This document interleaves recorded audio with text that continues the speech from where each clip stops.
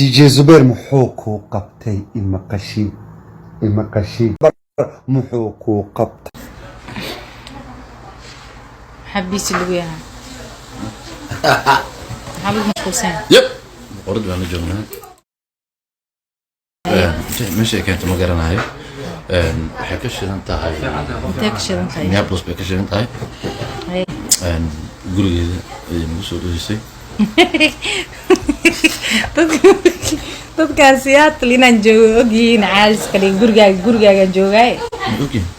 inaan gurigaaga joogo caawa xataa weliba usii sheega xataa habeen hore waa taa diiday inaan snapchat duubo caawana marka waa lagaa duubaya gabdho badan oo ku taageera meeshan ku jira maxaa ka dhihi lahayd oo aad kuu jecel weliba wiilka six bag ay dhaa markasta su-aashko wallahi su-aashko li wadi ilka cas maaragta liigu dhahay ilka cas haddaan la joogaa gabdho waan idinka soo qaadaa fariimiinina waa wada gudbinaa waraxmatullaahi tacaala wabarakaatu asxaabta ku xidhan jiranka ama qalbi official kusoo dhawaada muuqaal cusub oo aan kaga hadli doono Nimca Joker iyo arooskeedii sida fiidiyowga hore ula socoteen haddaad channelka ku cusub tahay subscribe saar fiidiyowga kan like garay comment garay siina share garay subscribe waa muhiim waa dhaqdhaqaaqa channelka noo subscribe noo saar guys aad u mahadsan tahay hadda hore noo joogto kaaga mahad celinaa waxaan rabnaa inaan ka hadalno sida aan hore in kugu soo gudbinay ama aan la socoteen waxaa is aroosay ama is aroosi raba ama gacmaha is qabsaday ama is qabsan rababa Nimca Joker iyo fanaanka weyn ee North America Ilka Cas Qays arooskoodu aad official maahan balse ilo ku dhow labadooda baan xogta tan ka helnay maadaama labadooda is aroosi rabaan Ilka Cas ayaa bariyaha tan wuxuu ku maqnaa qaaradda Afrika muddo la qiyaasteedu tahay 2 sano Ilka Cas wuxuu ku maqnaa Afrika Nimca Jokerna waxa weeye ayadana waad ka wareyseen xaaladeedu sida hore u sheegtay waxay tiri kaash nin aan wadan nin aan qadeyn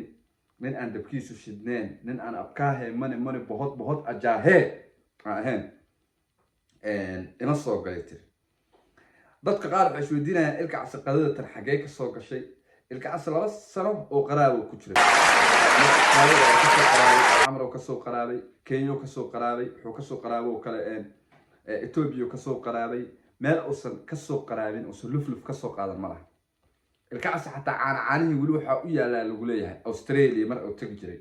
caanaanihii jaaliyadii qaaraankii jaaliyadii Soomaaliyeed ee Australia caanaanaheeda xataa waa wataa Ilka Cas qiyaasta caanaanaha oo haysto waxa la sheegayaa 200 inay sii cageynayso 200,000 si kastay ahaataba labadan xidig ayaa mataqaanaa labadii bari oo u dambeeyay arintooda xoogaa soo shaac baxday inkastoo aysan aad public u noqon ama official u noqon laakiin war jiraaba waxa la yiraahdaa cakaaro imaan arooskooda waxa la leeyahay rabadaantu hadday dhamaato public oo noqonaya oo gacmaha la seystaa sidoo kale waxa la leeyahay arooskooda waxa lagu qiimeeyay qarash inuu ku bixi doono lacag gaaraysa $100,000 wuxuu noqon doonaa arooskii ugu horeeyay ee Soomaali leedahay abi taariikhda ka dhaca dalka Mareykanka Minnesota buu noqon doonaa lagu leeyahay arooskooda waxa galaysa lagu leeyahay lacag lagu qiyaasay $100,000 bay noqon doonaan meherkeedu laftigeeda record bay dhigi doontaa $50,000 meher ah baa la sheegayaa walow meherku Soomaaliyeed inta badan iga calaamad ay tahay oo idaacadaha iyo snapjada iyo laga kala kiciyo laakiin qaybta hoos markii la daadego $800, $1,000, $100, $500 iska tahay laakiin kaamirada iyo cadaltooyuhu waa iska 50,000 iyo 20,000 iyo 30,000 sida Soomaalida aan ku naqaano maalmaha kan si kastay ahaataba Ilka Cas iyo Nimca Joker anigu waayahan iyo waa hore waa la socday intiina xasuusataa haddii aad xasuusataan hadda kor waxaa dhacday Ilka Cas mar uu joogo Nairobi gabar hadiyad ka qaaday Nimca Joker oo u geysay Ilka Cas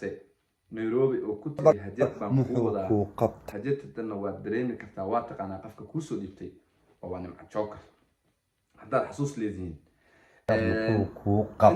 snapka Ilka Cas la socotay waa la socotay Ilka Casna uu leeyahay qof qaali ah oo boqorad ah baa ii soo dhiibtay waa u mahad celinayaa no waa socdeen وقعمه إسيستين لكن سيدا حتى أو برامج أصو افتيمي معهن أنا سيكستي أهاتبا لبدان قفر حدودو يجعيل كودو يعني مهودو سند والسوجي تمايين أنه لسه عني غاقود يمشي وحمريان سيدو كلا هذا وحى بوق بدن كتاجين عسكرنا نكيل لها أبتليبان ومدوين كان دنبنا مدوين كدنبون الرواية لجي جلاي فرح نيشك محلها جوكر لجي جلاي ولو أبتليبان وصل نيشك محلها صنعاء الغريب وحوتي الدهنا وتيس دفنا جو أبتليبان واسكتش على جوكر مويه ولي waxa uu sabandhigan ilaha ku dhaw saas bay noo sheegayaan noo xaqiijiyeen abtiliban nimca iska jeclaa oo loof buu iskaga ahaa mooye waxa uma sheegan baa lagu leeyahay laakiin marka hadda arimahan uu ogaado odagu waaga ku bariyay dagaal faraha loo gabto abtiliban bilaabay walow xataa abtiliban oo ku baaqay rabadaanku haduu dhamaado inuu afkiisa furo doono waxyaabo badan ka hadli doono وأنا أركض دونا سيدا النقطة إلى دقائق التليفون ولا صعد دونا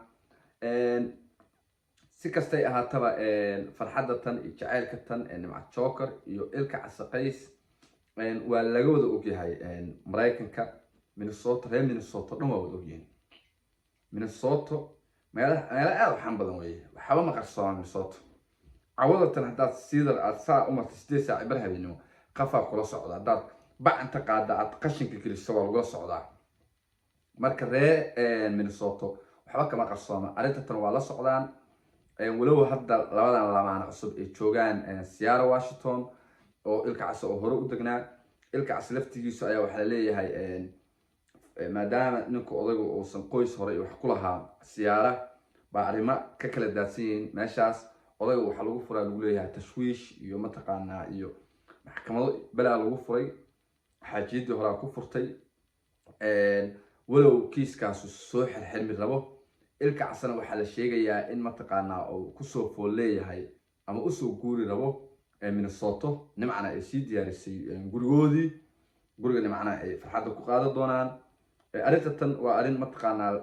weegan soo shaac baxday dadka hore aysan u ogeyn walow anagu aan dhaqaaq arintan la soconay ilaa waagi hadidu iyo farxadu bilaabanayeen ilaa waxa la soconay isbarashadoodan la soconay si